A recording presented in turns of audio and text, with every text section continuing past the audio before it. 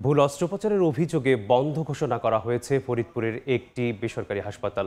রোগীর স্বজনরা জানান, সোমবার দুপুরে গৃহবধূ হাসপাতালে ভর্তি হন। হাসপাতালটির চিকিৎসক ডাক্তার ফজলুল হকের তত্ত্বাবধানে চিকিৎসা চলছিল তার। সন্ধ্যা 7টার দিকে রোগীকে যে অপারেশন করার কথা তা না করে পিত্তথলির অপারেশন করেন ডাক্তার নজরুল ইসলাম। রোগীর শারীরিক অবস্থার অবনতি ঘটলে বিষয়টি জানানো হয়নি হলে চিকিৎসক পালিয়ে যান।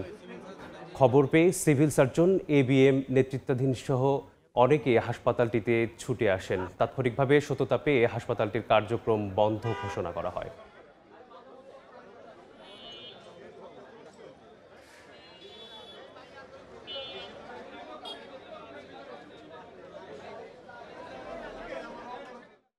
পাইলস অপারেশন হওয়ার কথা, সেখানে অপারেশন হয়েছে গল ব্লাডার, কোলেসিস্টেক্টমি অপারেশন হয়েছে।